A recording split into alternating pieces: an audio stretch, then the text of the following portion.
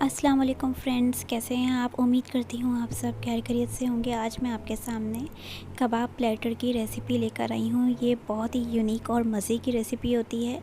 आप इसे लाजमी ट्राई करें। ये दिखने में जितनी डिलीशियस है, खाने में भी उतनी ही ये मज़े की होगी। चलें रेसिपी की तरफ हम चलते हैं। रेसिपी के लिए हमें जिन चीज़ों की ज़रूरत है वो ये हैं। हमने जो है वो 650 ग्राम जो है हमने बोनलेस चिकन ले लिया है।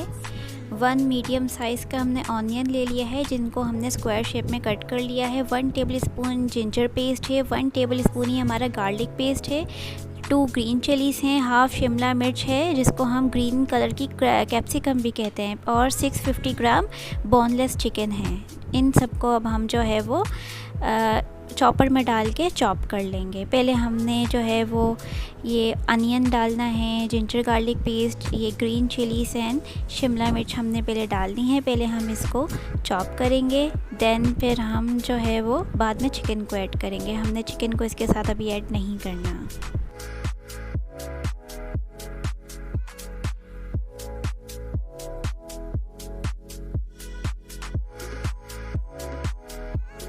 ये देखें, ये हमारा जो है वो चॉप हो गया है। ये देखिए, अभी हमने इसको बिल्कुल बारीक नहीं करना, क्योंकि अभी हम इसके अंदर चिकन डाल के इसको अगेन जो है वो चॉप करेंगे। इस तरह से जो आपका चिकन है और जो ये इंग्रेडिएंट्स हैं, ये अच्छी तरह से जो है वो चिकन में मिक्स हो जाएंगे। तो हमने इसी तरह जो है वो चिकन को अभी ऐड करके इसी के साथ हम चॉप करेंगे। चलें अब हम चॉप करते हैं इसे।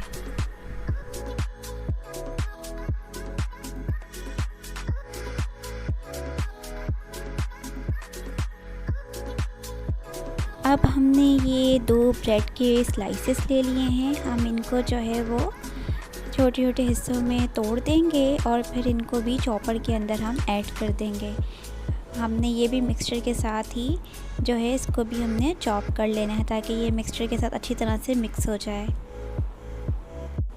फ्रेंड्स, अगर आपने अभी तक मेरे चैनल सब्सक्राइब नहीं किया है तो इसको जल्दी से सब्सक्राइब करते हैं और बेल के आइकन को क्लिक करें, ताकि हर आने वाली नोटिफिकेशन आपको मिल सके रेसिपीज़ की। और अगर आपको ये रेसिपी पसंद आती है तो लाइक एंड कमेंट करके अपना फीडबैक ज़रूर शेयर करें। और अगर आप कोई और रेसिपी देखना चाहते हैं तो वो भी आप कमेंट में बताएँ।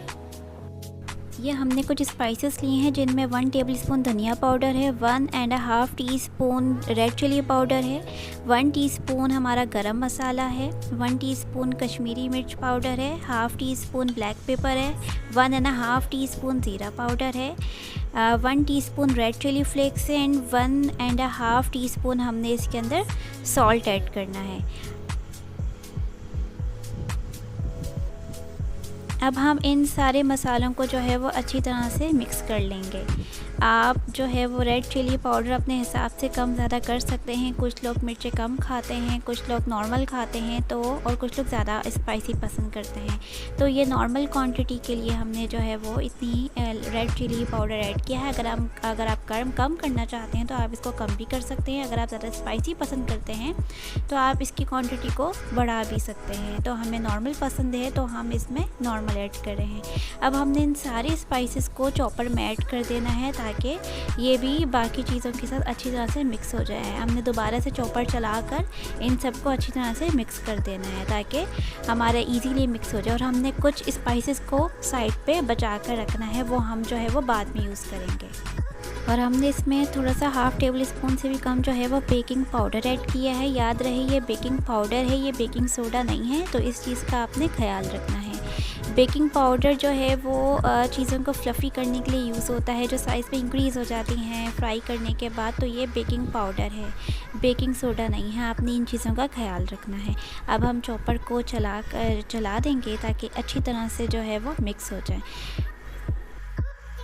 अब हम एक प्लेट ले लेंगे, उसके ऊपर जो है वो ऑयल लगा देंगे, क्योंकि अब हमने इसी प्लेट में जो है वो अपने मिक्सचर को ऐड करना है चॉपर से निकाल के। तो अगर ऑयल लगा होगा तो जो मिक्सचर है वो प्लेट के साथ चिपकेगा नहीं और इजीली हमारा काम हो जाएगा।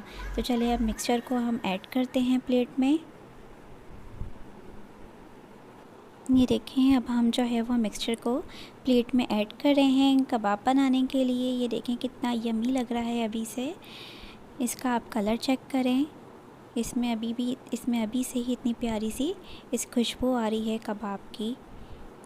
चलिए अब हम जो है वो इसको अच्छी तरह से चॉपर से निकाल के प्लेट में ऐड कर देते हैं।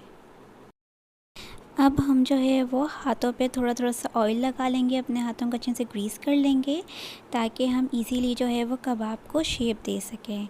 वरना अगर आप अपने हाथ को ग्रीस नहीं करेंगे ऑयल से तो कबाब का मिक्सचर जो है वो आपके हाथों पे चिपकता रहेगा और कबाब की शेप बिल्कुल भी अच्छी नहीं बनेगी। तो ये छोटी छोटी चीज़ें होती हैं जिनका आपने ख़ास तौर पे ख्याल रखना होता है ताकि कबाब जो है वो नीटली एंड नाइसली बन जाए ना।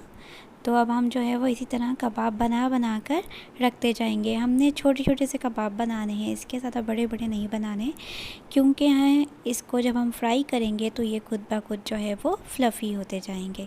चलिए अब हम इसको फ्राई करते हैं। हम एक एक करके जो है वो तवे के ऊपर ऑयल डाल के उसमें ये कबाब रखते जाएंगे।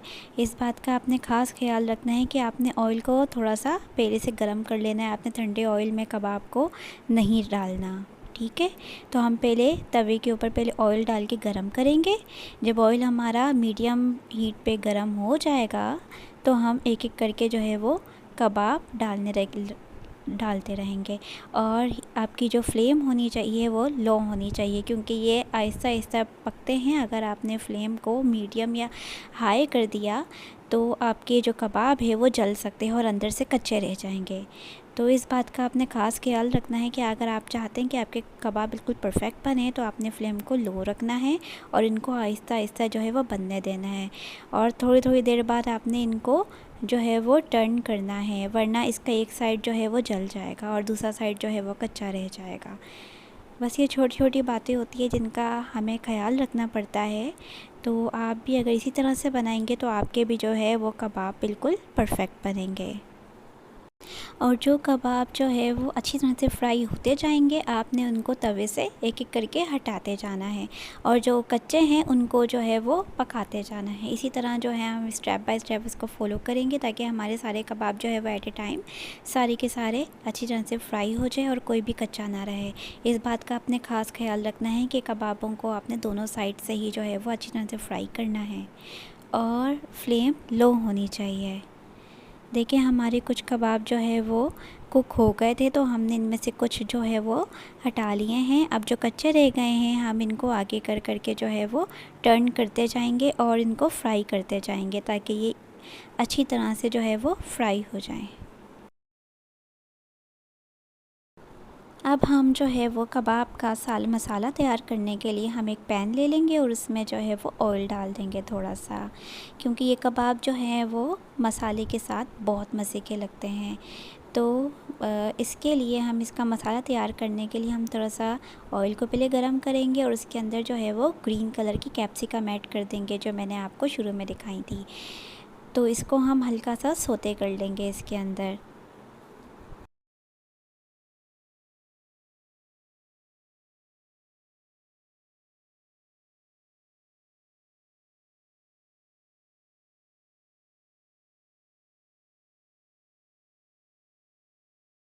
ये देखिए ये हमारा सोते हो गया है।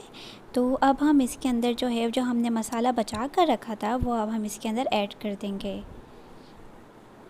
फ्रेंड्स आपने ये रेसिपी पूरी एंड तक देखनी है ताकि आपको सही से समझ आ सके कि हमने ये किस तरह से बनाया है। फिर हम इसके अंदर जो है वो टोमेटो प्यूरी ऐड कर देंगे। अगर आपके पास टोमेटो प्यूरी नहीं है तो आप सिंपल टोमेटोज़ का पेस्ट बना सकते हैं ग्राइंडर में डालकर। और अगर आपको हमारी टोमेटो प्यूरी की रेसिपी अभी तक आपने नहीं देखी है तो मैं उसका डिस्क्रिप्शन में लिंक शेयर कर दूँगी, तो आप वो वहाँ से देख सकते हैं। अब हम इसको अच्छे से कुक करेंगे मसालों के साथ और जब ये कुक हो जाएंगे तो हम इनके अंदर अपना कबाब डाल देंगे। देखें कितनी इजी सी रेसिपी है और कितनी जल्दी बन जाती है और इतनी अच्छी लगती है। ये थोड़ा सा डिफरेंट टेस्ट हो जाता है। ये उन लोगों के लिए रेसिपीज़ हैं जो डेली सिंपल एक ही तरह का खाना खा खा के जो है वो तंग आ जाते हैं और वो कुछ यूनिक चाहते हैं, तो ये रेसिपी यहाँ उनके लिए हैं। अब हम जो है वो एक कढ़ाई रखेंगे और उसमें ऑयल गरम कर लेंगे ताकि हम उसके अंदर जो है वो आलू फ्राई कर सकें। मैंने पहले से एक आलू डाल के चेक कर लिया था कि हमारा ऑयल सही से गर्म हुआ है कि नहीं हुआ है। तो हम इसको उसी तरह से फ्राई करेंगे जैसे हम फ्रेंच फ्राइज़ को फ्राई करते हैं, लेकिन मैंने आलू यहाँ पे थोड़े से थिक कट किए हैं क्योंकि हम जो है वो इसके साथ पतले आलू अच्छा नहीं लगते। तो इसके साथ वैसे आलू बहुत ज़्यादा मज़ा देते हैं। आप भी लाज़मी जो है वो इसके साथ फ्रेंच फ्राइज़ लाज़मी बनाइएगा। ये देखिए हमारे आलू जो हैं वो गल गए हैं। मैं इसको ज़्यादा क्रिस्पी नहीं कर रही हूँ क्योंकि मुझे ये कबाबों के साथ ऐसे ही पसंद है। अगर आप यहाँ पे इसको क्रिस्पी करना चाहें तो आप कर सकते हैं। ये देखिए ये हमारे कबाब के साथ जो है मसाला बिल्कुल तैयार हो गया है। अब हम इसके अंदर जो है अपने पके हुए आलूओं को ऐड कर देंगे। ये देखिए कितने मज़े के लग रहे हैं, इनकी खुशबू इतनी मज़े की लग रही है। अब हम जो थोड़ा सा जो रिमेनिंग मसाला बच गया था वो भी हम इसके अंदर ऐड कर देंगे। देखिए कितनी यूनिक सी और टेस्टी रेसिपी है। आप लोग इसको ज़रूर ट्राई करना और मुझे लाज़मी आप कमेंट में बताया करें कि आपको जो है वो रेसिपी कैसी लग रही है। अब हम इसके अंदर जो है वो कबाबों का बचा हुआ ऑयल ऐड कर देंगे जो हमने तवे पे जिनको फ्राई किया था, ताकि अच्छी सी खुशबू आने लगे और मज़ीद अच्छे हो जाएं और मज़ीद मज़े के हो जाएं। अच्छी तरह से मिक्स करने के बाद हम इसको हल्की आंच पे दम पर लगा देंगे। फिर थोड़ी देर बाद हम इसका दम हम चेक करेंगे। ये देखिए हम थोड़ी देर हो चुकी है। अब हम इसका दम खोलते हैं। ये देखें हमारा कबाब प्लेटर तैयार है बनकर। ये देखें कितनी अच्छी खुशबू आ रही है इसकी, बहुत यमी लग रहे हैं, बहुत मज़े के लग रहे हैं। चलिए अब हम इसको डिश आउट करते हैं। ये देखें हमारे कबाब प्लेटर का फ़ाइनल लुक। ये देखने में कितने ज़्यादा यमी लग रहे हैं, ये खाने में भी उतने ज़्यादा यमी हैं। आप इसे चाहें तो रोटी के साथ खा सकते हैं, तंदूरी रोटी के साथ भी बहुत मज़ा देते हैं और चावल के साथ भी खा सकते हैं। हम इसको चावल के साथ प्रेफर करते हैं खाना और ये बहुत मज़े के लगते हैं और ये बहुत ज़्यादा अच्छी रेसिपी है, यूनिक है। आप इसको ज़रूर ट्राई करें और मुझे कमेंट में बताएं कि आपको ये रेसिपी कैसी लगी। ये अपने घर में ज़रूर ट्राई करना। चलें, अल्लाह हाफ़िज़।